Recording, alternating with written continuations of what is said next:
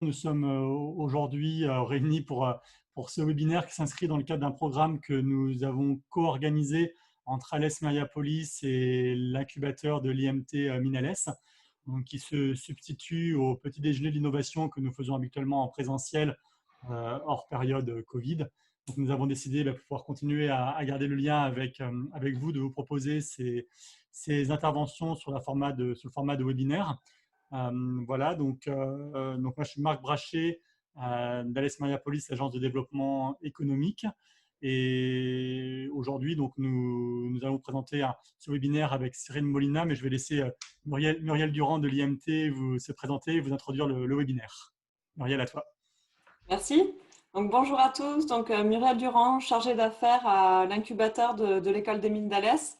Donc, juste pour ceux qui ne nous connaissent pas, on accompagne des projets de création d'entreprises innovantes et technologiques en lien avec les thématiques des centres de recherche de l'école des mines. Et effectivement, on co-organise avec AS Merapolis ces petits déjeuners de l'innovation depuis 2 ans maintenant. Et ce matin, on voulait vous proposer la thématique comment adapter sa stratégie commerciale après crise. Donc, on remercie Monsieur Molina d'avoir accepté d'intervenir sur ce webinaire ce matin, donc dirigeant de la société Sens du Commerce. Et voilà, par rapport à cette thématique, donc effectivement, parce que le confinement a impacté beaucoup d'entreprises et peut-être certains de vos prospects. Et aujourd'hui, dans un contexte de reprise, vous vous demandez sûrement comment adapter votre stratégie commerciale pour lancer ou relancer votre activité, quels sont à mettre en place, est-ce qu'il y a des outils ou des canaux à privilégier. Voilà, il y a tout ce type de questions qu'on voulait un peu aborder ce matin et M. Molina essaiera de vous apporter quelques éléments de réponse lors de ce webinaire. Ce qu'on vous propose, c'est que vous avez dû voir en bas de l'écran, en fait, vous avez la possibilité du coup d'envoyer des messages. Et en fait, du coup, pendant l'intervention de M. Molina, on vous propose de poser toutes vos questions à travers, voilà, par écrit. Et Marc et moi, on se chargera du coup de retranscrire ces questions à M. Molina en direct pour que du coup, il n'y ait pas de cacophonie entre la prise de parole de chacun. Voilà. Donc, merci Monsieur Molina de votre intervention ce matin et je vous laisse la parole. Merci Muriel, merci Marc. Du coup, je vais vous partager mon écran avec une présentation que nous avons prévue. Et on va pouvoir commencer.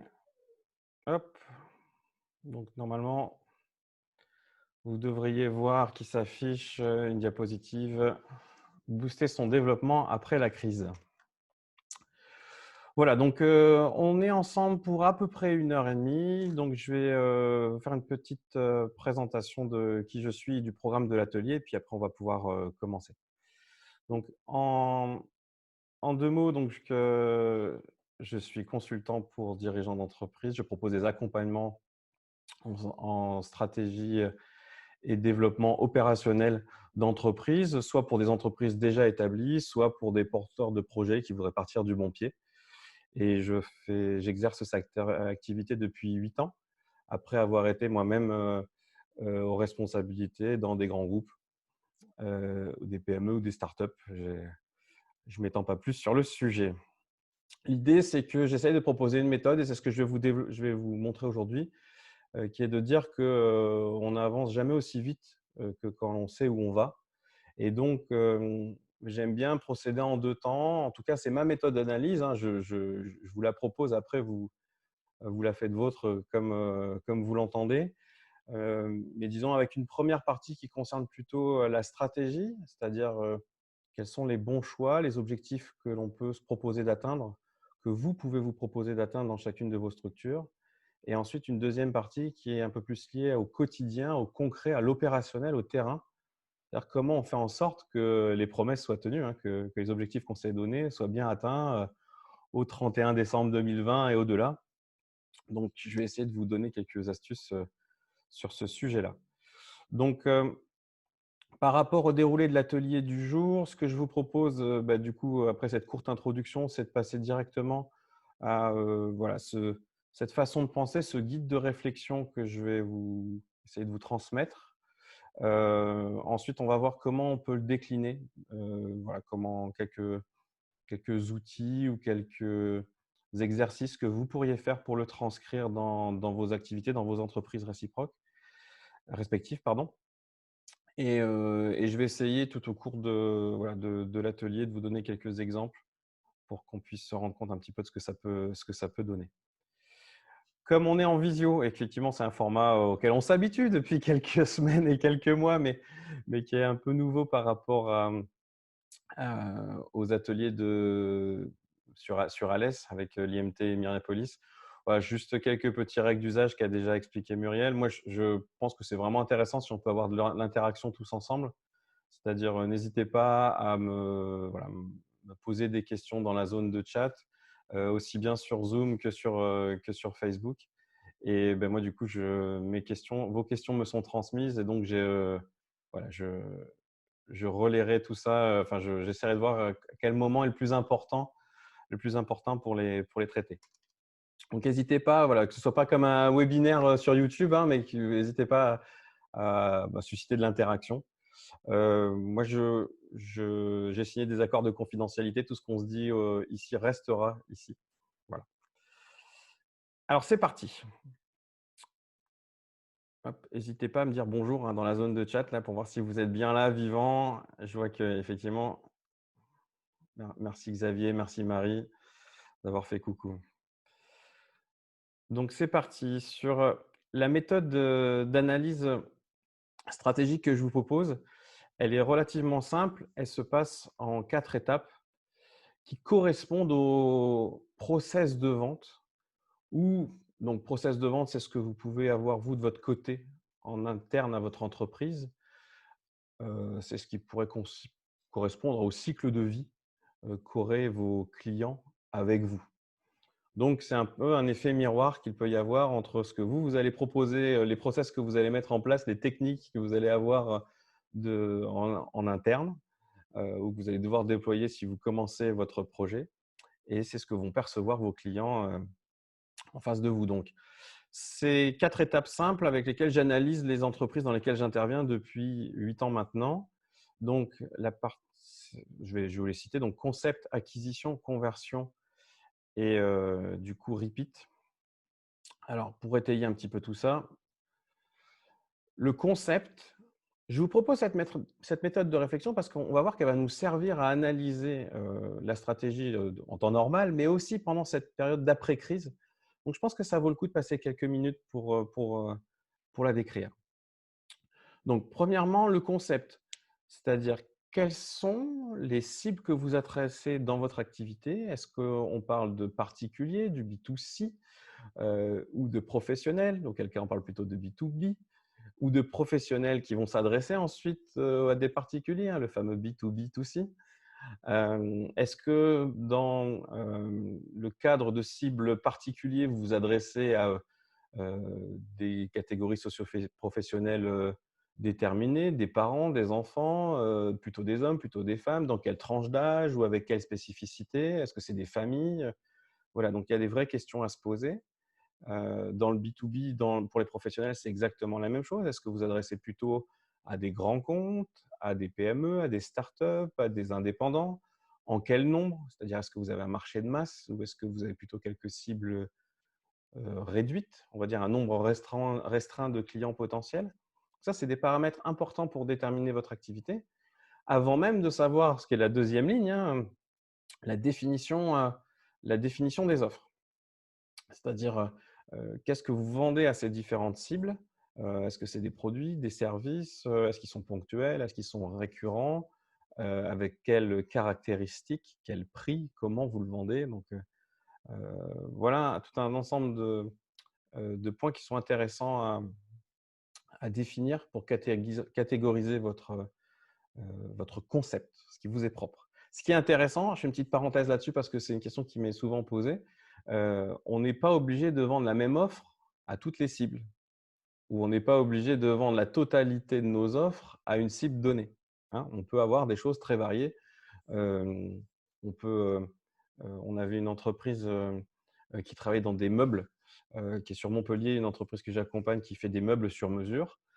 Ces meubles sur mesure s'adressent principalement à des particuliers via un site web qui permet de composer les meubles. La deuxième cible de cette entreprise, c'est les décorateurs d'intérieur. Les décorateurs d'intérieur, ils ont une autre offre qui leur est dédiée avec du suivi, des garanties, des books d'exemples qui sont assez différents de ce qui est proposé aux particuliers. Et eux n'utilisent pas le configurateur en ligne. La société a décidé de leur mettre un service dédié en place pour pouvoir concevoir des meubles plus rapidement avec d'autres modalités. Donc, il n'y a aucun systématisme dans vos concepts et dans les cibles qui sont adressées, les offres qui sont proposées. On peut tout à fait varier. Alors, ça se décline dans la deuxième partie, l'acquisition. L'acquisition, quels sont les moyens que l'on va mettre en place pour toucher une des cibles que l'on s'est proposé d'adresser dans la première partie, le concept. C'est-à-dire, si vous savez ce que vous voulez vendre et à qui, comment vous allez toucher ces clients potentiels? Est-ce que c'est des actions dont vous allez être à l'initiative, ce que j'ai appelé ici les actions prospect, le out, c'est-à-dire est-ce que c'est vous qui allez vers vos clients, les rencontrer via de la prospection téléphonique, sur des salons ou avec d'autres méthodes qui sont un peu plus modernes, par exemple la deuxième ligne, ce que j'ai appelé le in, c'est-à-dire est-ce que vous allez plutôt mettre en place des actions de visibilité, un site web, des réseaux sociaux ou mettre en place des partenariats ou répondre peut-être à des appels d'offres pour vous mettre en contact avec ces prospects. Donc là, ce qui est intéressant, c'est de se rendre compte que ces techniques-là n'ont rien à voir avec celles du concept initialement. Dans le concept, on peut faire une petite étude de marché pour savoir ce qu'on va vendre et à qui. Là, dans l'acquisition, c'est vraiment des points, des techniques opérationnelles. Est-ce que je passe par du téléphone, du web, des appels d'offres, etc. Donc, c'est intéressant pour moi et c'est pour ça que je veux vous faire cette distinction entre ces différentes étapes. C'est que souvent, une crise comme celle qu'on vient de connaître n'impacte pas la totalité de l'échelle de valeur, n'impacte pas les 4 étapes. Donc, ça peut être intéressant de vous entraîner à voir qu'est-ce qui peut avoir été modifié par la crise. D'une manière générale, c'est intéressant de se poser cette question tout le temps, de savoir quels sont nos concepts, l'acquisition, la conversion et le repeat, mais encore plus en période de crise, se demander ce qui a été impacté, ça peut être important. Sur la partie conversion, alors déjà, quand est-ce que s'arrête l'acquisition et quand est-ce qu'on passe en conversion? Une question qu'on m'a posée. Alors, l'acquisition, c'est toucher un prospect, c'est-à-dire obtenir ses coordonnées. Moi, je considère que l'acquisition s'arrête là, que la petite barrière entre acquisition et conversion, elle est franchie quand on a les coordonnées d'un prospect identifié.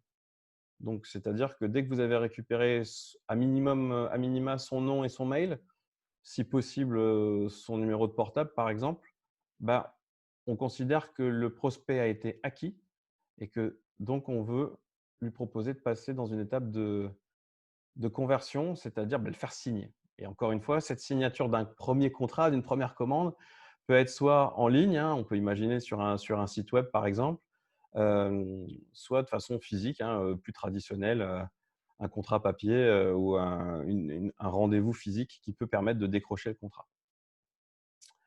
Et ensuite, une fois qu'un premier contrat a été signé avec un client, on est avec lui dans un nouveau stade de la relation commerciale, c'est-à-dire j'ai appelé ça repeat, c'est un peu un mot fourre-tout. C'est plutôt une étape qui correspond à la fidélisation, de la diversification. En anglais, on appelle ça upselling ou cross-selling, c'est-à-dire être capable de monter en gamme avec ce client, lui proposer un volume d'activité qui sera plus élevé ou des produits complémentaires ou d'en faire un prescripteur, un ambassadeur pour d'autres prospects et clients potentiels. Voilà, donc encore une fois, j'ai pris quelques minutes pour vous proposer ces petits modes de réflexion. On va les détailler. Hop. Je passe à la diapositive. J'aimerais moi savoir, si vous pouvez m'en dire un peu plus sur vous, utilisez la zone de chat, l'icône converser là sur Zoom, pour savoir un petit peu quels sont vos ressentis. Qu'est-ce qui a fait qu'aujourd'hui vous avez ressenti le besoin de vous inscrire à ce webinaire? Comment vous avez vécu peut-être ces derniers mois ou comment vous imaginez votre projet? Qu'est-ce qui a pu bien se passer ou bien fonctionner? Ou au contraire, qu'est-ce qui vous interroge? Si on peut prendre quelques secondes pour que vous m'en disiez un peu plus sur vous, ça m'aiderait à personnaliser la suite de de ce workshop. Donc, j'aimerais bien voilà, recueillir vos avis. Qu'est-ce qu'a changé la crise pour vous? Quelles sont vos interrogations, les grandes lignes, hein, en quelques phrases, mais du coup, si vous voulez me les transmettre, ça nous permettra d'adapter.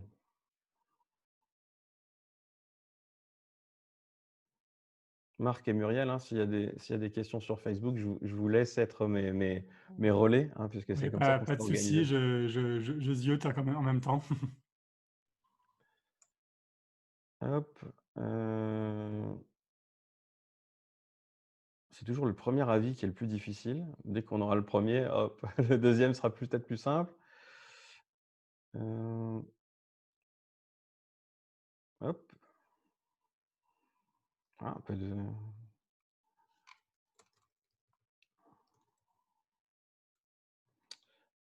Est-ce que l'un d'entre vous, éventuellement...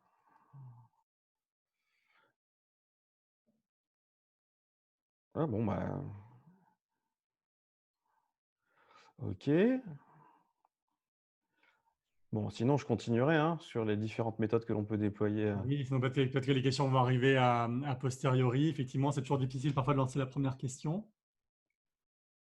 Bon, pas de problème. Je vais je vais continuer la présentation. Si vous avez des questions, on peut les traiter en live.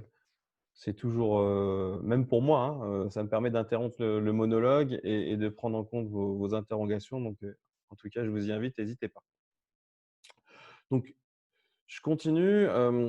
J'ai animé plusieurs workshops pendant la crise sur des thématiques qui pouvaient être assez proches, sur comment envisager sa stratégie ou comment booster son développement commercial en période de crise. Les principales interrogations dont on m'a fait part, hein, comme ça je vous les transmets, c'est premièrement, j'arrive plus à joindre mes clients. J'ai l'impression d'être un peu face au vide. J'avais un certain nombre de relations commerciales, j'ai l'impression que tout s'est éteint. Comment faire? Les autres questions, c'est j'ai plusieurs cibles, mais je me rends compte qu'il y en a une qui devient quasi inexistante, ou je me rends compte que mes clients n'ont plus de budget ou qui sont dans une incertitude eux-mêmes. Comment gérer cette partie-là? Bon, voilà. Donc, c'est des petites questions comme ça qui sont relativement courtes, mais en même temps qui sont lourdes d'impact sur les activités que vous pouvez avoir. Donc, c'est des questions comme ça que je me propose de traiter. Ah, je remercie Hugo d'avoir pris le temps de nous écrire dans la zone de chat. Donc, bonjour. Formation ingénieur, je profite de la crise pour me lancer aujourd'hui en tant qu'auto-entrepreneur, accompagnement aux entreprises à la transformation opérationnelle, amélioration continue de leur processus interne. J'en suis donc à l'étape de prospection. Comment débuter cette partie commerciale? Donc, effectivement, hein, merci Hugo d'avoir partagé cette interrogation. Donc, ouais, comment débuter cette partie commerciale? Là, ce qui est intéressant tout de suite quand on regarde ce cas d'usage que vous nous présentez, pardon, on se rend compte que le concept commence à être déjà un peu défini, puisqu'on voit accompagnement aux entreprises à la transformation opérationnelle, amélioration continue de leur processus interne. Je pense que vous avez déjà une idée plutôt claire, Hugo, de ce que vous voulez proposer. Donc, si je reviens sur ma stratégie, sur ma grille précédente, on voit que le concept est déjà en phase de définition. Là, on est plutôt comment débuter cette partie commerciale, comment initier cette étape de prospection. Clairement, on est là. Donc, ça permet de cibler tout de suite le sujet. Alors, ça paraît évident, mais ce n'est pas toujours le cas, hein. Moi, depuis 8 ans que j'exerce ce métier d'accompagnement de dirigeants, parfois, on n'est pas capable de diagnostiquer si c'est en tout cas, le dirigeant, quand il est la tête un petit peu dans le guidon, quand on est aux prises avec le quotidien de l'entreprise, parfois, on ne sait pas si c'est nos techniques d'acquisition qui sont mauvaises ou si c'est le fait qu'on s'adresse aux mauvaises cibles. Auquel cas, c'est plutôt le concept qui est à revoir. Donc là, je vais partir du principe que le concept est à peu près établi. On va voir ensemble, du coup, Hugo, quelles sont plusieurs techniques d'acquisition qu'on peut mettre en place. On va le voir dans la deuxième partie de l'atelier. Je reprends. Si vous avez d'autres questions, n'hésitez pas, hein. Comme ça, Hugo, je prendrai en compte votre demande juste un tout petit peu plus tard. Donc, comme je le disais, c'est ce que je conseille de mettre en place, cette grille d'analyse, aussi bien en temps normal ou quand on se lance dans son activité, ou de l'actualiser suite à la crise qu'on vient de connaître. Alors, comment faire? Donc, la première chose à envisager, c'est effectivement partir des cibles clients. Heu, Ce serait possible d'envisager de partir de nos offres et d'essayer de voir comment les pousser sur le marché aux différentes cibles. Je recommande l'inverse. Je recommande de partir depuis nos clients. Pourquoi? C'est-à-dire, heu, parce que ce sont nos clients qui dictent, en fait, comment on va les contacter, comment on peut les toucher. Si je pars heu, de mon exemple tout à l'heure sur les meubles, cette entreprise montpelliéraine qui vend des meubles sur mesure. Pour les particuliers, elle utilise abondamment les réseaux sociaux pour donner des photos, d'exemples de réalisation, des tutos pour comment monter ses meubles qui sont livrés en kit, et cetera. Donc, ça marche très, très bien sur les réseaux sociaux et ils se sont rendus compte que pour aller démarcher les décorateurs d'intérieur, eh ben, ça ne marche pas du tout. C'est-à-dire que les décorateurs d'intérieur, quand ils cherchent des fournisseurs, ils ne vont pas les chercher sur Facebook, Instagram ou en tout cas de façon beaucoup moins satisfaisante que les particuliers.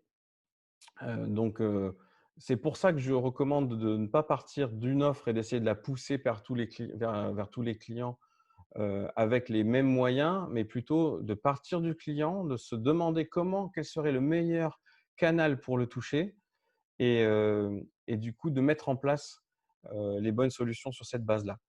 Donc l'idée, c'est de se dire: «Quels sont mes clients? Quelles sont les offres que je peux leur vendre?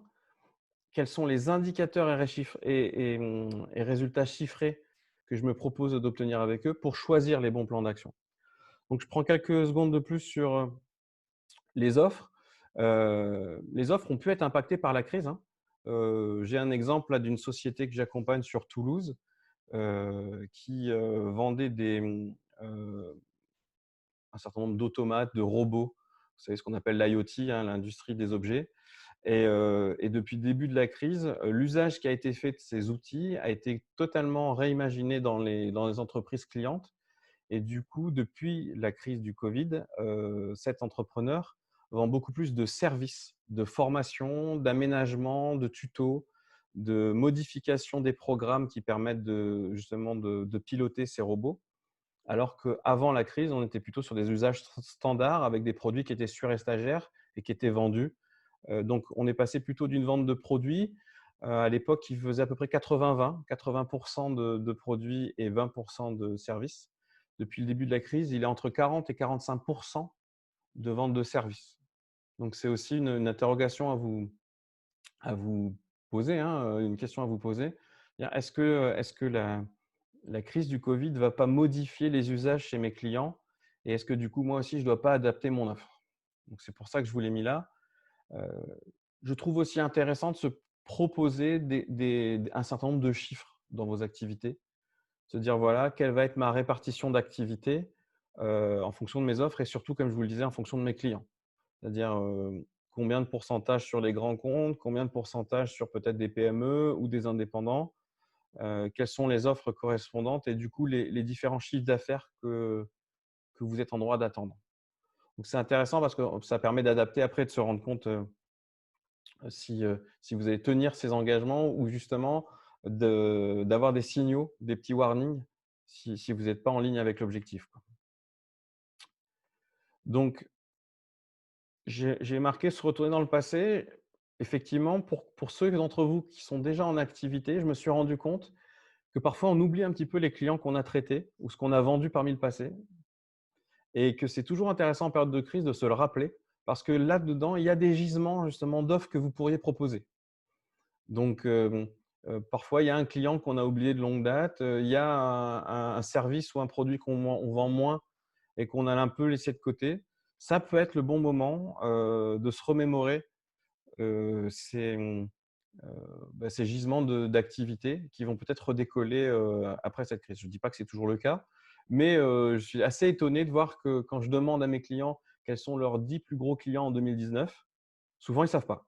C'est-à-dire qu'il y a des erreurs d'appréciation, soit sur les volumes d'activité, c'est-à-dire qu'on pense qu'un des clients qui est dans le top 10 y est et en fait il n'y est pas, il a une activité beaucoup plus faible et par contre il y a un autre client qu'on avait oublié et qui lui fait partie du top 10.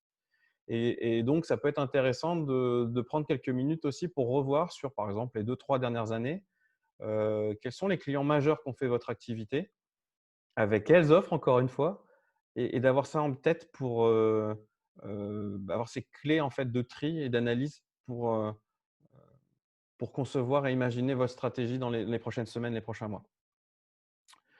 Donc, en termes d'outils, comment on fait justement pour bâtir une stratégie? Il y a plusieurs petites matrices qui existent. Je ne suis pas très fan de la matrice SWOT, avec les points forts, les points faibles. Je préfère 2 types de matrices que je vais vous présenter très rapidement aujourd'hui. Il y a celle qui est sur cette diapo qui s'appelle, celle du mix marketing. Grosso modo, hem, pour définir mon marché cible ou mes marchés cibles, quelles sont effectivement, les différentes offres que je peux avoir, comment je vais promouvoir, à quel endroit. Donc c'est un degré d'analyse le plus basique qu'on peut avoir en fait, hein, sur vos activités.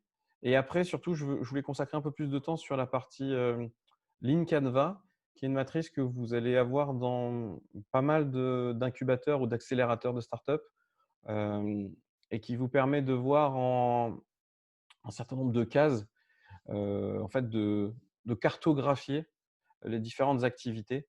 Et ce qu'on voit, ce qui est intéressant, c'est que le client, le segment client et le problème client sont, hop, je vais remettre le petit pointeur. Voilà, le segment client et le problème client sont toujours, 2 points importants du sujet.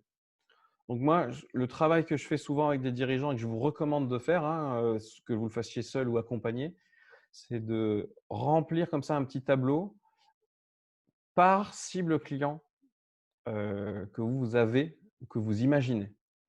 Donc tout simplement, hein, prendre un mur, chez vous, au bureau, dans l'entreprise, prendre un mur, imprimer un certain nombre de ces trames et pour chacune des cibles clients, voir quel est, votre avantage concurrentiel, quels sont, votre concept pour répondre à la problématique du client, quels sont vos indicateurs chiffrés, les canaux de distribution que vous pouvez employer pour, aller vers ce client et bien sûr les coûts et les recettes qu'on en attend.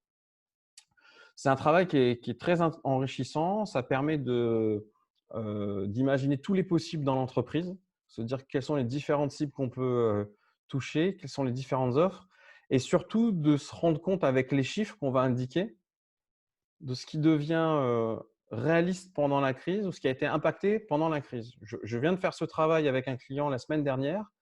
On l'a fait et à la fin, je lui ai transmis un marqueur vert et un marqueur rouge et je lui ai dit entoure en vert l'ensemble des cibles que tu souhaites privilégier après la crise et raye en rouge celles qu'aujourd'hui, donc du coup, tu souhaites mettre de côté.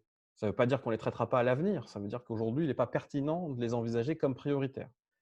Et en fait, ce qui est intéressant, c'est qu'on avait déjà fait ce travail au mois de décembre dernier pour envisager 2020. On l'a réactualisé maintenant après la crise. Et en fait, les choix n'étaient plus du tout les mêmes. Les choix étaient plus du tout les mêmes parce qu'on s'est rendu compte qu'un certain nombre de clients étaient moins volontaires pour passer à l'acte d'achat, pour passer commande. Et donc, du coup, il s'est reconfiguré vers d'autres cibles. Et ça, je vous invite vraiment à le faire.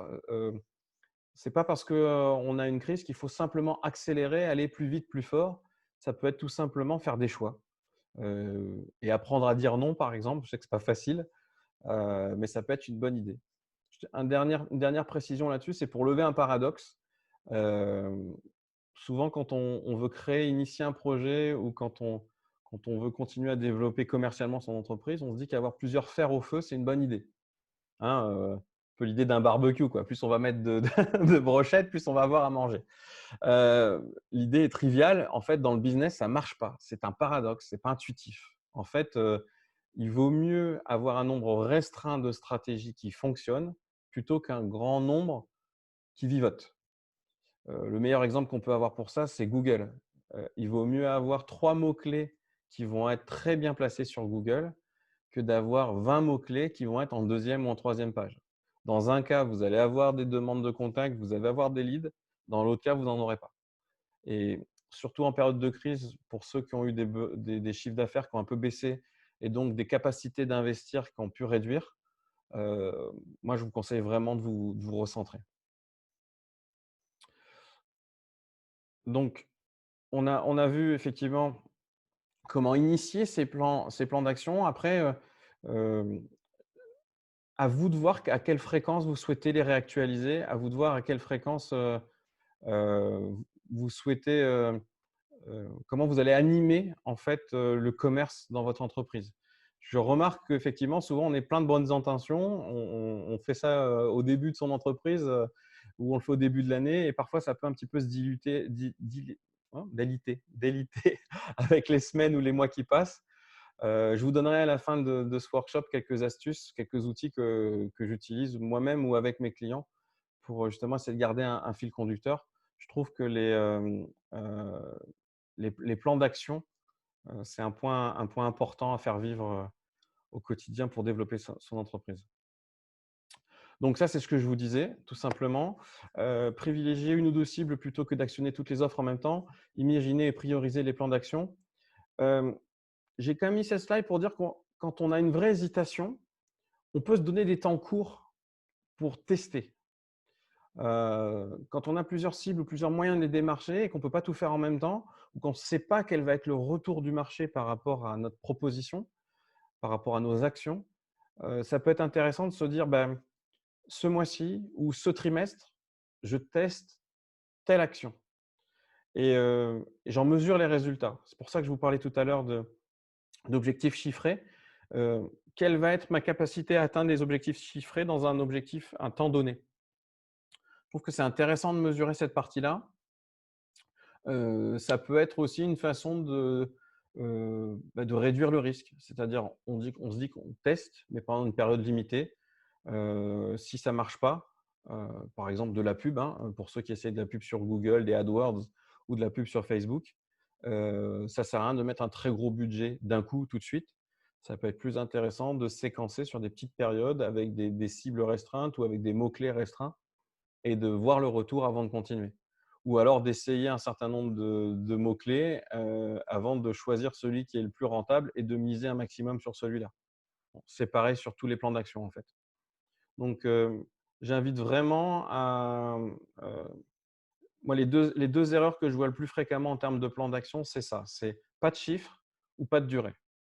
Donc, dans la plupart des cas, on a une intention, on sait ce qu'on veut faire, on sait vers quel client on veut aller, mais on ne sait pas forcément donner de planning et ou de chiffres. Je trouve que c'est vraiment intéressant de le faire. Ah, petit temps de chargement. Pourquoi?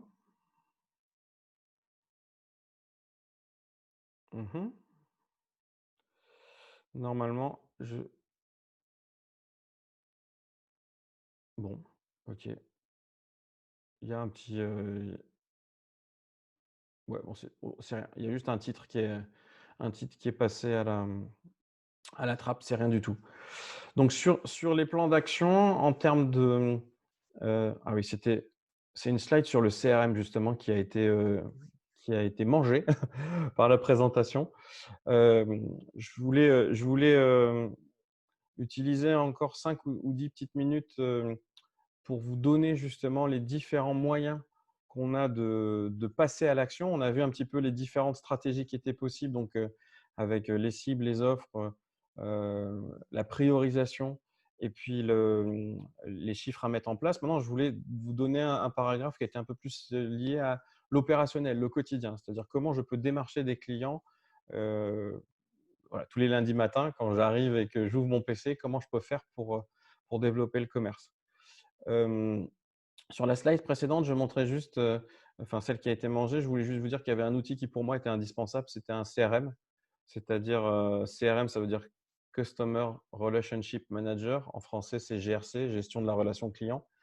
C'est un outil qui va vous permettre de centraliser tous vos clients. Donc, toutes leurs coordonnées et la totalité des échanges que vous avez avec eux. C'est-à-dire, ça permet de remplacer l'ensemble de vos cartes de visite et de vos smartphones avec vos carnets d'adresses. Mais surtout, ça va permettre d'historiser l'ensemble des relations que vous avez avec vos clients, par exemple d'indexer tous les emails que vous échangez avec un contact donné et ou de centraliser les demandes qu'il peut faire sur votre site web ou sur votre chatbot ou sur les réseaux sociaux. Voilà, les outils CRM permettent justement d'agréger toute cette donnée. Et c'est intéressant parce que dès qu'on a une équipe commerciale qui commence à grandir avec 2 ou 3 personnes qui sont chargées de commerce, ça permet de se synchroniser et justement de s'affecter des tâches. Donc, c'est un outil qui je trouve vraiment très pratique. Ça permet de déclarer aussi vos affaires, vos opportunités. Donc, si vous avez un devis qui a été envoyé, vous pouvez le centraliser dans le CRM. À chaque fois que les commandes sont passées, vous pouvez les valider. Ça vous fait vos statistiques en temps réel, ce qui est assez utile aussi pour se demander, ce que je disais tout à l'heure, hein, sur les dernières années ou les derniers exercices, qu'est-ce que j'ai le plus vendu, ou dans la crise, vers qui je veux, après la crise du Covid, vers qui je veux m'adresser. Et bien là, on a un outil, on a l'ensemble de la donnée qui est regroupée. Donc, c'est souvent en fait un retour d'expérience, votre propre retour d'expérience que le CRM vous fournit. Si vous en avez un et que vous l'alimentez, moi, je trouve que ça vaut le coup, hein. C'est quelques dizaines d'euros par mois, hein. Ça commence à 10 ou 20 euros les moins chers d'entre eux. Et je trouve qu'il y a un grand bénéfice à l'utiliser. Ça va vous permettre aussi de synchroniser vos actions, c'est-à-dire quand vous avez une équipe commerciale, de les répartir, mais aussi pour vous-même, de savoir quelle est la prochaine fois que vous devez appeler un client, quels sont tous les clients que vous devez appeler à la rentrée au mois de septembre. Est-ce que vous les avez en tête? Est-ce que vous les avez tous mis dans votre agenda? Bon, ce n'est pas forcément évident de faire ça simplement avec un outil comme Outlook ou comme Gmail. Le CRM est fait pour. Et ça va permettre aussi de gérer cet autre volant d'acquisition et de conversion dont je voulais vous parler. C'est la partie marketing, le web et la publicité. Donc là, notamment pour vous, Hugo, qui vous me demandiez comment débuter cette partie commerciale. Si vous êtes au tout début de votre prospection et que vous avez peu de contacts, vous n'êtes pas encore obligé d'acheter un CRM, ou vous pouvez très bien le gérer avec des outils comme un tableau Excel, vos smartphones, ou un petit outil comme Trello qui permet de gérer des contacts dans des colonnes. Ça peut être pratique pour gérer une colonne prospect, une colonne client, ou une colonne B2B, une colonne grand compte. Bon, vous pourriez l'adapter à votre main. Mais ensuite, le CRM devient important et il va permettre justement d'enregistrer les différentes actions qu'on fait avec nos clients. Alors, en termes de marketing, de web ou de publicité. Je donne quelques exemples de bonnes pratiques justement sur la partie marketing dans cette période d'après-crise. D'une manière générale, c'est toujours plus difficile d'avoir un nouveau client que de relancer un client qu'on connaît déjà. Pourquoi? Parce qu'un nouveau client nous connaît déjà, il connaît notre valeur ou la valeur qu'on a apportée à son entreprise, ou que le produit ou le service qu'on lui a vendu, il connaît ses bénéfices. On sait qu'il a payé la commande aussi, parce que du coup, on a plus d'interrogation sur sa solvabilité. On sait qu'on sera payé, ce qui est un point important aussi.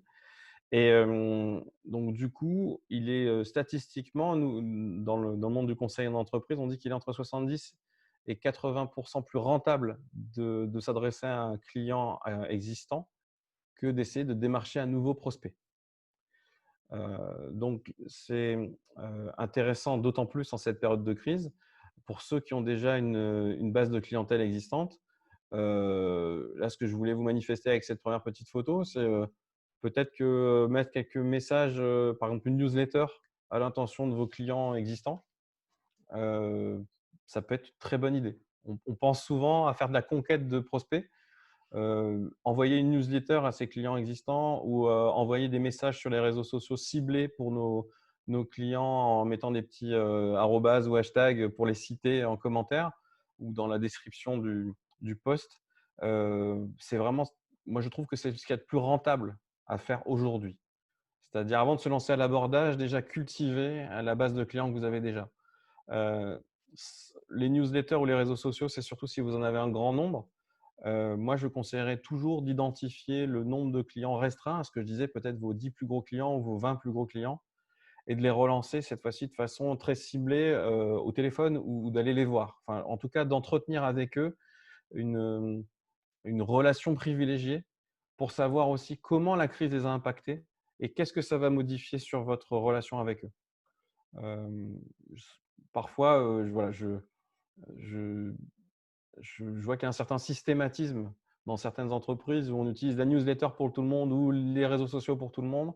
Je pense qu'une bonne habitude, ce serait justement de différencier la façon dont vous adressez à vos clients et de mettre en place, pour les plus gros d'entre eux, une relation privilégiée. Téléphone, visio, allez vous voir, faites le bilan, faites le point, voir ce qui a changé pour eux.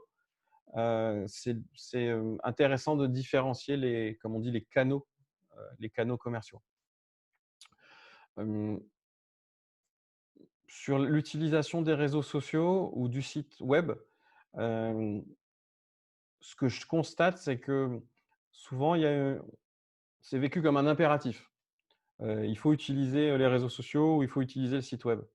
Je considère que ce n'est pas vrai. C'est-à-dire qu'en fait, ça peut aider dans certains cas. Rien ne dit que ça va aider avec d'autres cibles ou avec d'autres marchés. Si je reprends une troisième fois l'exemple de mon concepteur de meubles à Montpellier, les réseaux marchent très bien pour vendre des meubles à des particuliers. Ils ne marchent pas du tout ou très peu pour vendre des meubles à des décorateurs d'intérieur. Là, ils sont sur de la prospection directe, c'est-à-dire qu'ils ont changé de réseau social, ils ne sont plus sur Facebook ou Instagram comme avec les particuliers, ils sont sur LinkedIn et ils vont via des mots-clés ciblés démarcher des décorateurs d'intérieur, des architectes, des paysagistes, un certain nombre de gens qui sont dans leur écosystème. Et puis, ils ont obtenu aussi via des syndicats, des salons professionnels, un certain nombre de listes. Et là, ils ont mis en place de la prospection ciblée, à la fois téléphonique et par email, mais ciblée sur des contacts.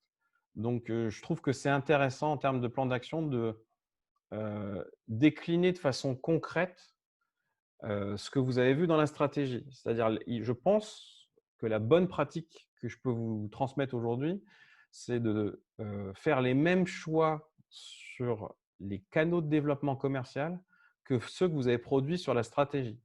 C'est-à-dire, encore une fois, ne pas mettre tous les fers au feu, ne pas dire je vais pourchasser toutes les cibles, je vais essayer d'adresser toutes les cibles. C'est la même chose pour les actions de développement commercial. Je ne suis pas obligé d'être présent sur tous les réseaux sociaux. Je ne suis pas obligé d'avoir un site web, plus des réseaux sociaux, plus du contact de prospection téléphonique, plus des salons, plus des appels d'offres. Enfin, ça fait beaucoup de choses, surtout si vous avez peu de ressources ou que vous êtes seul pour piloter votre activité. Donc, je trouve que là aussi, il faut agir avec discernement et faire des choix. Alors, ça peut être aussi des choix sur vos compétences personnelles. Hein. Si vous avez une appétence ou une compétence sur un média particulier, vous pouvez le cultiver. Mais faut savoir aussi qu'il est possible de sous-traiter. Il y a beaucoup d'agences de com, de petites agences de com avec des budgets très restreints qui sont capables de gérer vos réseaux sociaux, par exemple. Aujourd'hui, un post sur les réseaux sociaux, on en trouve à moins de 100 €. Quand je dis le post, c'est avec tout l'article qui va derrière, la bannière, etc. Si vous en mettez 2 par semaine, vous allez pouvoir du coup être sur des budgets qui vont être de quelques centaines d'euros par mois. Après, on négocie avec les volumes. Hein. Donc, c'est possible de sous-traiter. Si vous avez déjà un chiffre d'affaires qui est conséquent et que vous souhaitez vous lancer dans une démarche comme ça, soit animer votre blog, animer vos réseaux sociaux ou faire progresser votre site web, c'est possible de le sous-traiter pour des budgets qui sont assez variables. Bon, là, je n'ai pas pris les moins chers, mais on peut.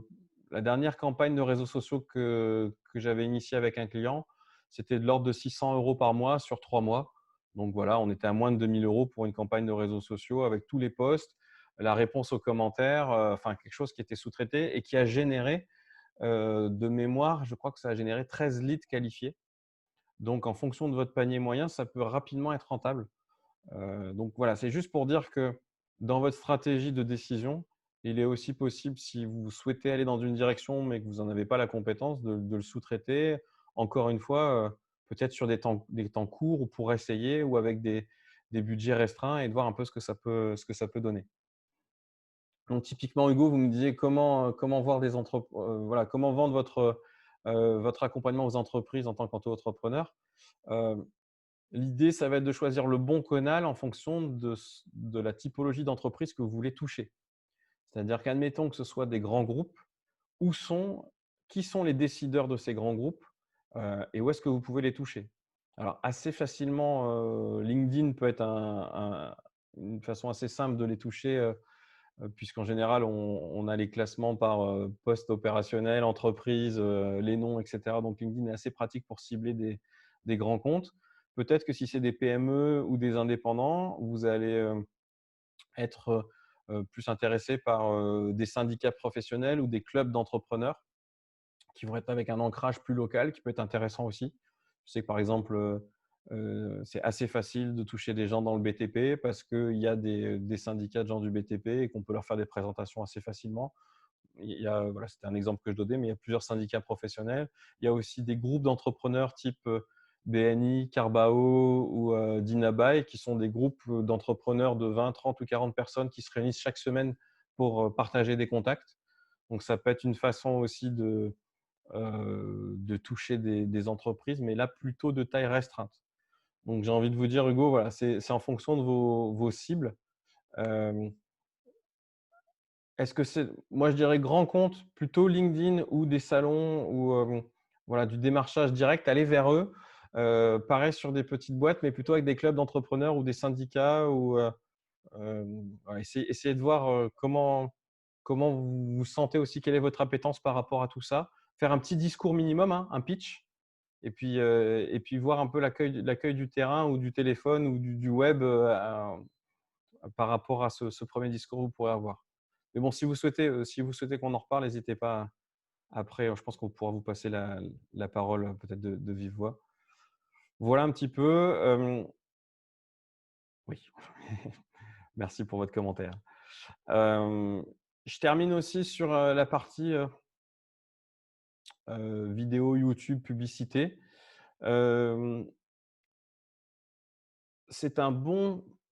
La publicité est un bon moyen d'amorcer une démarche de développement commercial.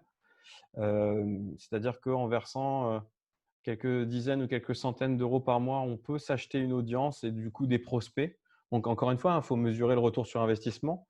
Et puis, on ne fait pas la même publicité si vous avez des produits à 10 ou 15 000 euros ou si vous avez des produits à 3 euros. Effectivement, la rentabilité ne va pas être la même. Donc, c'est tout de suite plus rentable de faire peut-être de la publicité ciblée sur des gros volumes. Sur des petits produits, peut-être que les réseaux sociaux sont plus intéressants. Voilà, ça peut être aussi des clés de tri avec vos paniers moyens, en fait, les prix de vente de vos produits ou services. Mais ça peut être intéressant d'amorcer quand même avec de la publicité parce que si vous avez d'autres leviers de prospection, par exemple des appels d'offres ou un blog sur votre site web que vous alimentez petit à petit et qui grossit, le temps que vous ayez cette audience-là ou le temps que vous ayez vos premières commandes par ailleurs, la publicité peut être un premier décollage, un premier tremplin. Moi, je le vois comme ça parce que sur le long terme, à part des activités très ciblées comme le tourisme, qui sont plus ou moins obligés de faire de la promotion type publicité pour promouvoir leurs hôtels, leurs restaurants ou leurs destinations touristiques, mais il y a quand même une grande part d'activités qui peuvent trouver une alternative, en fait, un autre canal de distribution. Et c'est toujours préférable parce que la publicité, en fait, vous capitalisez rien. C'est-à-dire que le jour où vous arrêtez la pub, votre gisement de leads s'arrête du jour au lendemain. Et ça, je trouve que c'est relativement peu pérenne, peu durable et risqué. Surtout qu'en plus, la plupart des régies publicitaires sont américaines. Donc, il suffit qu'il y ait voilà, un certain nombre d'algorithmes qui changent, de phénomènes qui changent, en plus du fait que du coup, notre chiffre d'affaires français va aux Américains. Enfin bon, ouais, c'est une parenthèse, mais bon, voilà, je suis toujours un peu inconfortable avec ces idées-là. Je trouve que c'est des idées transitoires intéressantes, mais que dès qu'on peut trouver d'autres gisements de leads, c'est souvent préférable. Voilà quelques idées pour encore une fois faire les bons choix sur la partie opérationnelle. Je vois que ça fait déjà un peu plus de 3/4 d'heure que la présentation a démarré. Il me reste très peu de slides. Je voulais juste rappeler que c'est intéressant d'être en contact avec vos clients. Je l'ai déjà dit tout à l'heure, mais je pense que c'est difficile d'élaborer une stratégie ou de faire les bons choix depuis son bureau sans avoir des contacts avec les clients. Et qu'en temps normal, c'est vraiment ma recommandation numéro 1, c'est d'être au contact de ses cibles clients. Là, après la crise, c'est encore plus vrai parce que par rapport à votre parc de clients ou par rapport pour ceux d'entre vous qui sont des porteurs de projets, par rapport à vos cibles potentielles, allez les voir de façon tout à fait informelle et leur demander qu'est-ce qu'a changé la crise pour vous, quelles sont du coup vos nouvelles orientations. Ces simples questions, ça donne une opportunité incroyable de comprendre ce qui va se passer et de poser les premières pierres pour du business.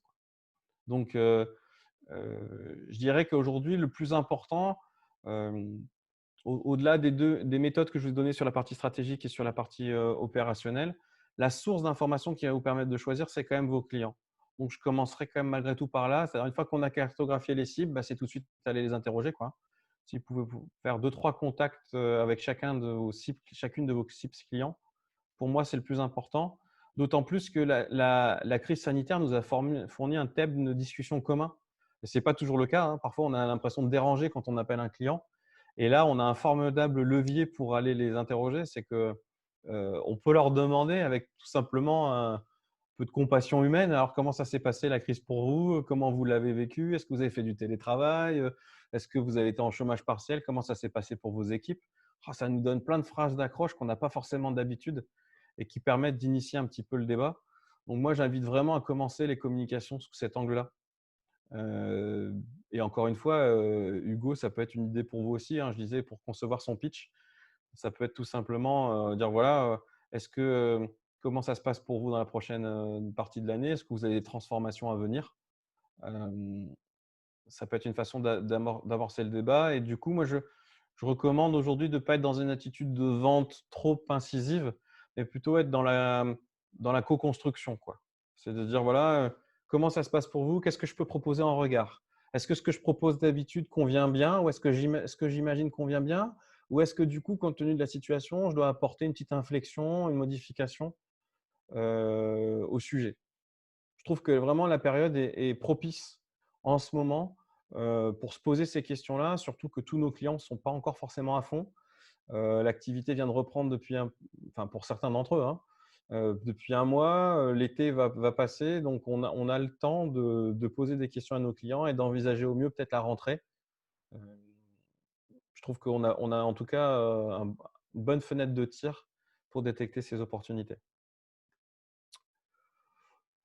Je dirais aussi que se préparer, en tout cas sortir de la crise, c'est peut-être aussi anticiper les suivantes. C'est-à-dire ce que j'ai appelé anticiper l'avenir. Euh, diversifier les cibles. Diversifier les cibles.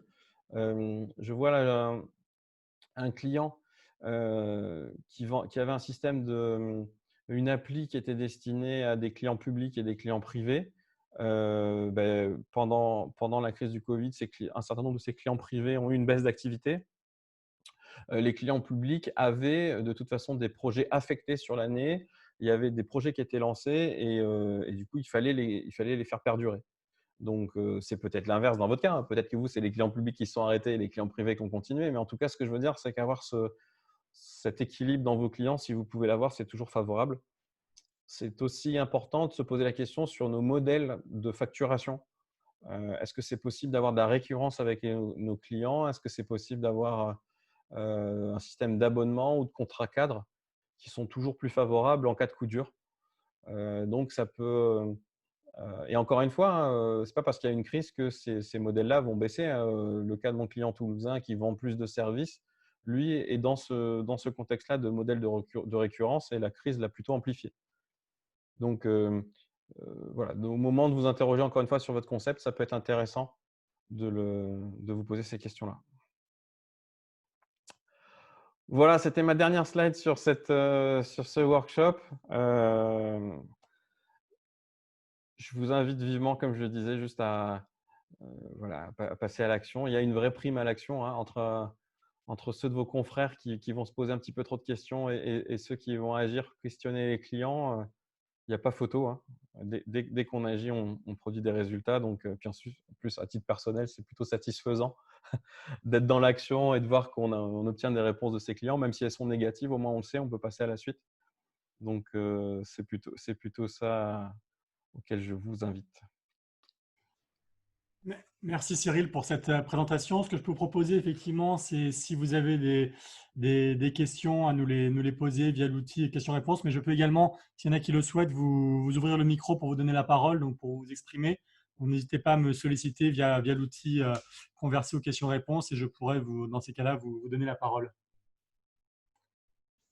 Je vais arrêter le partage pour qu'on ait plus de visibilité pour nos visages et pour répondre à ceux qui le souhaitent. Et sur des questions ou des commentaires ou quoi que ce soit, n'hésitez pas surtout.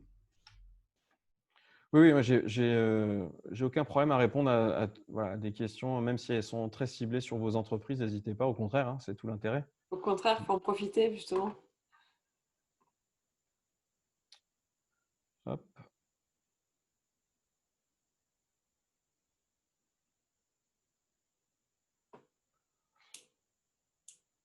Alors, du coup, nous avions eu la bonne surprise tout à l'heure de voir Hugo rédiger donc, quelques phrases un peu longues. Il avait expliqué le temps de réponse.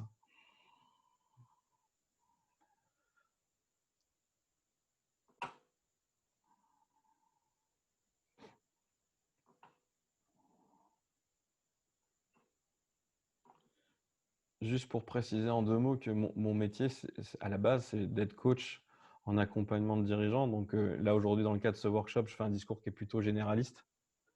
Mais effectivement, moi, ma passion, ma vocation et mon métier, c'est d'accompagner des entreprises dans ce qu'elles ont de spécifique. Donc, je n'interviens pas encore aux mines d'Alès, Émilie. Enfin, j'interviens pas en tout cas dans la formation initiale. J'interviens dans le cadre de l'incubateur des mines d'Alès. La formation notamment. Dans les formations co-organisées avec Alès Meriapolis et l'incubateur de l'école des mines d'Alès, où vous intervenez en tant que formateur auprès des porteurs de projets, chefs d'entreprise accompagnés par nos 2 structures.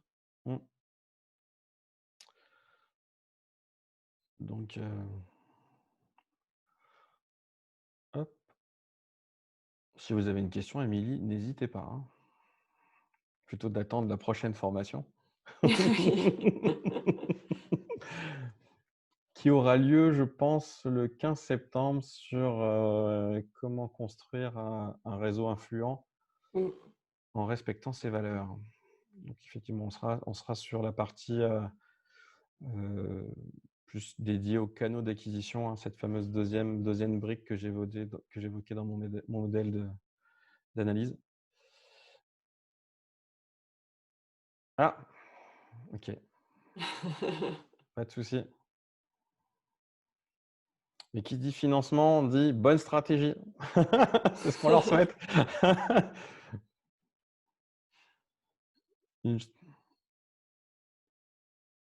Ce qui se conçoit bien s'énonce clairement, notamment dans un business plan ou dans une revue à l'intention de financier. J'y participe un petit peu. Donc, n'hésitez pas. Je vois qu'il y a 7 personnes connectées sur Zoom.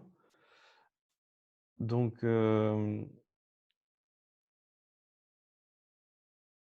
Yvan, Hugo, Marie, Mathéo, Virginie et Xavier, n'hésitez pas, hein.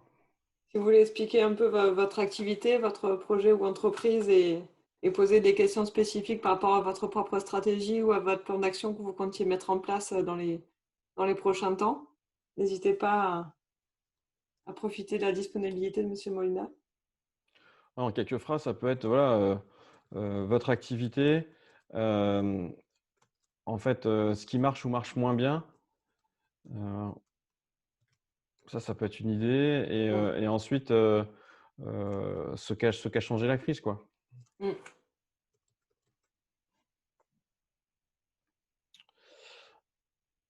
Ou si vous avez des questions ciblées sur une typologie de clients ou une façon de les démarcher. C'est vrai qu'avec Hugo, tout à l'heure, j'ai été un petit peu rapide.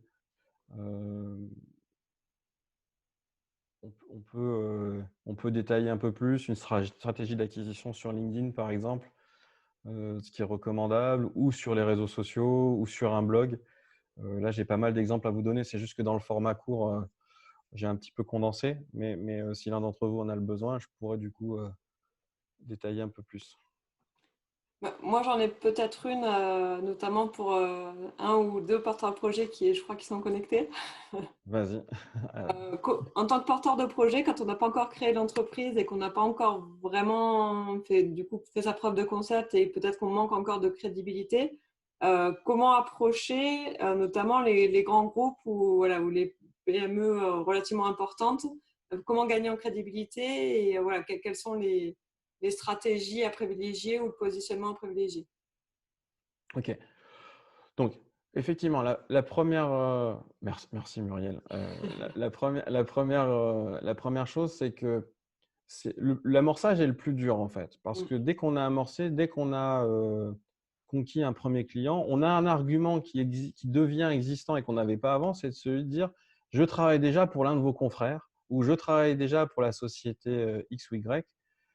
Est-ce que ça peut vous intéresser aussi? Est-ce que ce que je viens de faire avec cette entreprise ou le retour d'expérience que j'ai ou les résultats que j'ai obtenus peuvent être de nature à susciter de l'intérêt chez vous? Ou est-ce que ça fait partie de vos plans d'action ou vos plans stratégiques? Voilà, là, on a tout un volant de questions qui peuvent servir à amorcer le débat avec les entreprises qui est intéressant dès qu'on a un premier client. Donc, en fait, tout l'enjeu, c'est d'avoir le premier client. En tout cas, ce n'est pas tout l'enjeu, mais disons que ça aide beaucoup. Et puis, dans la partie commerciale, on joue beaucoup sur un facteur psychologique aussi. C'est-à-dire que quand on a pris son premier client, tout de suite, on a soi-même, on prend confiance, quoi. On prend confiance et je trouve que c'est intéressant. Donc, comment avoir ce premier client? Je dirais que la première,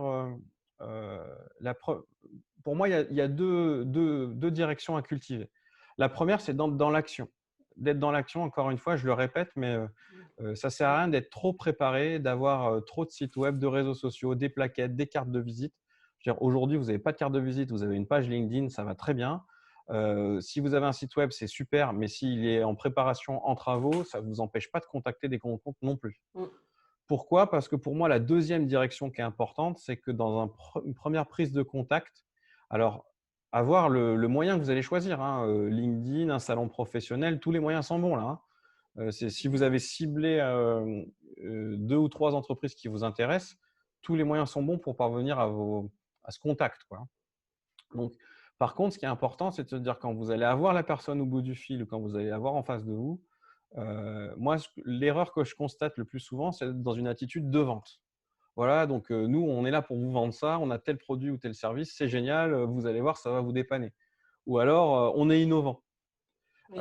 Ce dont je ne doute pas, hein, je sais qu'il y a une très belle capacité des gens qui sont très forts d'un point de vue technique, scientifique ou technologique et qu'il y a une capacité d'innovation qui est réelle. Mais ma position, c'est qu'on ne vendra pas s'il n'y a pas un besoin. Donc, on ne mange pas si on n'a pas faim. Et c'est un peu dommage parce que je vois qu'il y a un certain nombre de commerciaux qui sont dans une attitude assez offensive, alors que, donc de placement de produits, alors que pour moi, je pense que l'intérêt, c'est de se dire quels sont vos objectifs business. Moi, pour vous dire les phrases clés que j'envoie quand je vends à des grands comptes, ce que je fais assez fréquemment puisque c'est une grande partie de mes missions, c'est une de mes spécialités de créer des partenariats grands comptes. La phrase clé que j'utilise, c'est quels sont vos objectifs business pour l'année. Donc, je vous invite vraiment, hein, du coup, à vous placer dans cette posture de questionnement, en fait. Se dire, mon interlocuteur grand compte, j'ai imaginé pour lui une solution ou j'ai imaginé une solution qui pourrait potentiellement lui convenir. Ce n'est que ma perception. Quelle est la sienne? Et du coup, je fais des petites grilles. J'ai un atelier qui s'appelle 9 questions pour scanner tout client. Je pense qu'en 9 questions, on peut scanner tout besoin client. Donc, les questions, c'est effectivement quel est votre poste dans l'entreprise, quelles sont vos missions, quels sont vos objectifs ou vos plans d'action pour l'année, quels sont les indicateurs que vous mesurez ou les chiffres que vous prenez en compte. Ça, c'est important parce que les chiffres de vos clients, c'est ceux sur lesquels il va mesurer votre produit ou votre service. Donc, ça vous donne déjà les outils pour vendre. Ça vous dit où vous allez être challengé, comment. Donc, ça, je trouve que c'est vraiment intéressant. Après, des questions plus précises, c'est-à-dire en termes de planning, est-ce que vous avez des budgets consacrés à ce type de projet, par exemple au premier semestre, ou plutôt au deuxième semestre, ou plutôt en 2021 ? Il faut savoir que les grands comptes, souvent, font leur plan d'action stratégique en octobre-novembre pour l'année suivante. Ils font des budgets prévisionnels en octobre-novembre, ils les transmettent aux directions, qui les valident en décembre, et au 1er janvier de l'année N+1, ils commencent à agir. Donc, attention, parce que souvent, si vous êtes sollicité en octobre-novembre, ça peut être juste pour des budgets. Il faut le savoir. Donc, typiquement, ce genre de questions, ça permet de le scanner. D'autres questions intéressantes, c'est est-ce que vous êtes seul dans la décision ou est-ce que vous avez Alors, pour ne pas être aussi abrupt que de dire est-ce que vous êtes seul dans la décision, Oui. quelle est votre équipe projet? Quelle est votre équipe projet? Est-ce que vous avez des acheteurs investis ou un service informatique ou un utilisateur? Voilà, ça, c'est intéressant de comprendre un petit peu la constellation d'interlocuteurs. À ce moment-là, il faut des noms et les interroger aussi. Je conseille vraiment, quand on est au démarrage d'un projet, d'être dans une posture de co-construction. Voilà, c'est-à-dire, on n'est pas dupe, tout le monde sait on va vendre des produits ou des services, mais écouter et construire avec le panel des interlocuteurs la solution. Les 2 dernières questions, ça devait être quel est votre budget et qui sont mes concurrents? Ou quels sont les autres confrères avec lesquels vous travaillez déjà? Ça permet de voir aussi, est-ce qu'ils travaillent déjà avec des indépendants? Est-ce que ce client travaille plutôt avec des grands comptes? Si on me répond, je travaille avec des grands comptes, je pose la question, est-ce que si moi je suis indépendant ou si je travaille pour une PME ou une TPE, quelles sont les conditions qu'il faudrait accomplir pour pouvoir travailler avec une PME, une TPE? Est-ce que ça fait partie de votre ADN ou est-ce qu'au contraire, du fait qu'on n'ait pas un certain nombre de volumes, je sais pas, de garanties, d'assurances, c'est compliqué. Plutôt que d'espérer et de se dire: «Ah, j'espère que ça va passer», il vaut mieux, moi je conseille de vraiment poser la question franco, quoi. Au moins on sait. Donc voilà, essayez d'aller vers le premier client. Peut-être que le premier client, il faut aussi l'acheter pas cher, enfin je sais pas, je suis pas pour brader les prix, jamais. Mais juste dans ce cas précis, juste pour acheter une référence, c'est peut-être à peu près le seul endroit où je trouve que ça a un intérêt. Donc ou alors se faire cofinancer avec des budgets de développement ou bon, comme le disait Émilie, il y a sûrement d'autres façons de procéder, mais voilà. Donc moi, je dirais, trouver des canaux qui vous conviennent pour aller vers le premier client, ne pas être que dans le pitch, mais plutôt dans le questionnement. Et après, quand on a ce premier client, on a de nouvelles questions qui arrivent, de nouvelles légitimités. Et donc, ça permet de développer un petit peu le discours. Mais encore une fois, il y a quand même une question de volume. Il faut toujours être dans l'activité. Il faut avoir une part d'action commerciale chaque semaine et chaque mois pour que tout ça arrive. On a eu une question de Virginie concernant les démarches à adopter sur comment démarcher les syndicats pro, comités d'entreprise pour proposer des animations et ateliers, alors que ce n'est peut-être pas leur priorité étant donné le contexte économique. Le discours doit-il être différent en fonction de chaque domaine d'activité? Donc, comment adapter effectivement le discours aux différents domaines avec lesquels on peut être amené à travailler? Mmh. Alors effectivement, donc déjà très, très bon réflexe que de passer par les syndicats pro. Je suis vraiment, j'ai que des retours positifs. C'est-à-dire, soit parce qu'il y a un syndicat qui est centralisé, et qui permet d'avoir une vision sur le territoire, soit parce qu'ils ont des antennes régionales. Il y a plusieurs organisations dans les syndicats professionnels, mais c'est toujours intéressant. Là, j'ai été en contact récemment pour un de mes clients dans l'hôtellerie avec un, un syndicat d'hôteliers dans le Languedoc-Roussillon. C'était génial. Il nous a partagé ses objectifs, ses difficultés. Donc, encore une fois, moi, je reste toujours dans cette intention de posture, de dire d'être dans la co-construction et le partenariat plutôt que dans la vente. Et je leur demanderai, moi, donc, je tenterai du coup plusieurs syndicats et plusieurs régions, plusieurs interlocuteurs, et je leur demanderai quels sont vos programmes d'intervention habituels, qu'est-ce que vous proposez à vos adhérents. Est-ce que vous avez un planning? Est-ce que vous avez un planning d'intervention sur lequel moi je peux me greffer, je peux répondre? Ou est-ce que moi je peux être force de proposition pour les prochains rendez-vous? Est-ce qu'ils sont déjà déterminés? Est-ce qu'on peut les fixer ensemble? Est-ce que la crise a changé quelque chose? Est-ce qu'on peut faire, voilà, si Virginie, vous avez une offre qui convient bien en temps de crise, peut-être que vous pouvez intervenir sur un workshop exceptionnel ou un webinaire ou un. Donc, moi, je dirais qu'il faut, encore une fois, toujours être dans cette partie questionnement. De quoi vous avez besoin? Qu'est-ce que vous proposez d'habitude? Et si moi, je peux vous amener X ou Y prestations, est-ce que ça peut vous intéresser ou est-ce que ça a du sens de l'organiser ensemble? Est-ce que j'ai répondu à peu près à la question, Marc? Ou est-ce que je dois préciser?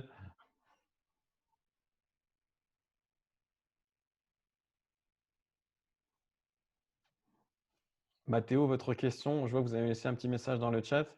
J'étais en train de rédiger une question, mais vous venez d'y répondre avec brio. Merci.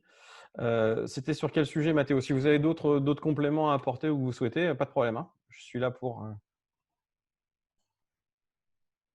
A priori, je pense que comprendre. pour Virginie, la question a été bien répondue aussi. Enfin, je la laisse commenter effectivement s'il y a besoin. Non, il nous Allez-y, a hein. répondu que c'est très clair. Il nous a répondu que c'est très clair. Donc, effectivement, ça répond bien à la question.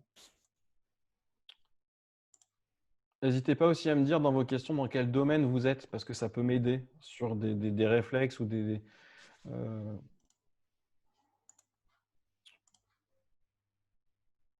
je vous en prie, n'hésitez pas. Je serais ravi de me consacrer encore un petit peu à vous répondre dans ces 25 minutes qui nous restent là, donc avec grand plaisir.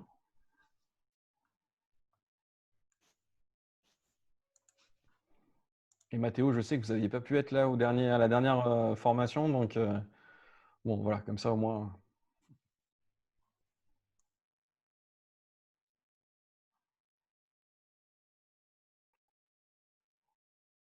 Donc, souvent, je propose d'attendre encore quelques petites secondes pour voir s'il y a une proposition sur l'un des deux chats, soit sur Facebook, soit sur Zoom. Tout à fait. Non, Soit sinon, sur Facebook, il n'y a pas eu de questions. Effectivement, peut-être le temps de saisir les questions. On va attendre quelques secondes. Et puis sinon, les gens peuvent, enfin, ce qu'on peut proposer, effectivement, que ce soit Muriel ou moi, n'hésitez pas à revenir par la suite vers nous si vous avez des questions qui n'ont pas été traitées. Alors, c'est un commentaire de Virginie qui nous précise effectivement qu'elle propose des ateliers de fabrication de produits naturels, initiation aromathérapie et cosmétiques naturels.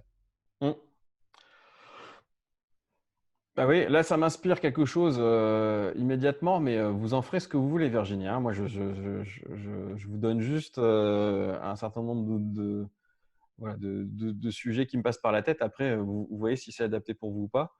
En ce moment, il y a une vraie thématique. J'interviens dans un accélérateur qui est dédié au tourisme sur Nîmes. Et du coup, on voit que dans tous les acteurs du tourisme, il y a un vrai engouement pour les expériences. C'est-à-dire qu'en fait, un hôtel ou un établissement ne va pas proposer que des nuitées ou des repas, mais va essayer de proposer de plus en plus d'expériences.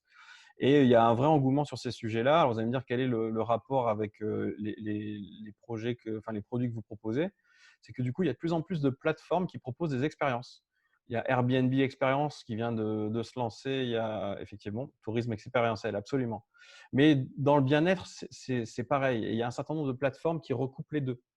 Il y a notamment un porteur de projet dans la région qui a fait une plateforme qui s'appelle Omyzen, Omyzen, que vous allez pouvoir contacter. Il est porteur de projet comme vous, il démarre son projet et lui, il indexe des expériences que l'on peut pratiquer dans la région. Il y a un certain nombre d'expériences que vous pouvez proposer sur des sites comme Airbnb Experience ou TripAdvisor Experience. Alors encore une fois, je suis mesuré par rapport à ce que je dis parce que ces gens vous prennent une marge. Donc c'est à vous de voir, en général c'est 20%, hein. C'est à vous de voir si dans les prestations que vous proposez, le chiffre d'affaires que vous réalisez, votre commerce vous coûte déjà plus de 20%.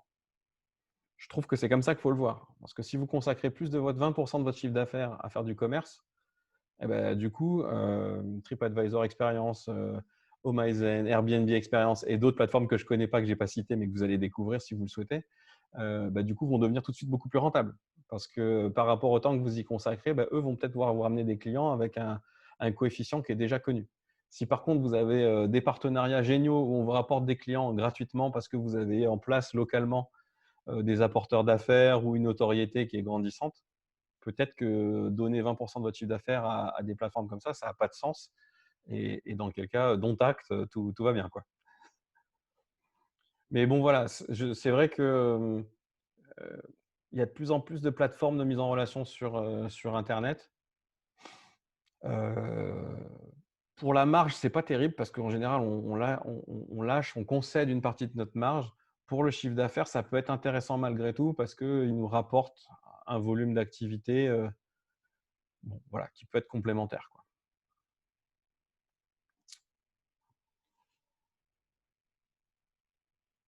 Ah, oui. Et il y a des plateformes d'expérience qui ne sont pas liées au tourisme, hein, aussi, sur la partie bien-être, santé ou bon. Omyzen, je pense que vous devriez regarder Omyzen. Ça peut être enfin, je pense que c'est quelqu'un, en plus, le dirigeant est très bienveillant. Enfin, voilà, je pense que je vous le mets dans le chat. Hop.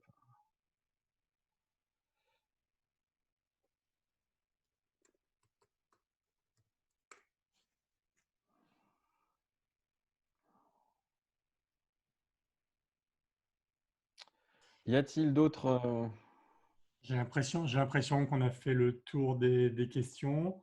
Merci. En tout cas, n'hésitez pas effectivement enfin, si vous avez d'autres questions qui vous reviennent a posteriori, à nous les faire remonter à Muriel Durand, à moi-même, et on essaiera de voir si on peut vous y apporter des réponses via Cyril. Voilà. Muriel, je te laisse peut-être dire un mot pour conclure, si tu le souhaites. Oui, merci pour cette intervention. En tout cas, c'était très clair et je pense qu'on a balayé pas mal de points importants. Et en tout cas, moi, pour ma part, je vais pouvoir aussi rediscuter avec les porteurs de projets qui étaient présents à ce webinaire. Donc, merci beaucoup. Ça donne des pistes de réflexion et de travail. Et puis, je vous souhaite à tous une très bonne journée et rendez-vous pour le prochain webinaire. Alors, le prochain, effectivement, mardi prochain, on va traiter des relations avec la banque, notamment dans ces périodes post-Covid. Donc, comment optimiser ses relations avec le banquier pour bien défendre son projet. Et on aura le suivant qui sera le 7 juillet sur la formation. Donc, comment se former et justement profiter de ces périodes où parfois il peut y avoir des belles activités pour pouvoir se former au mieux pour la reprise qui devrait arriver prochainement, on espère. Merci encore beaucoup. Un énorme merci à Cyril pour son intervention. Merci à vous.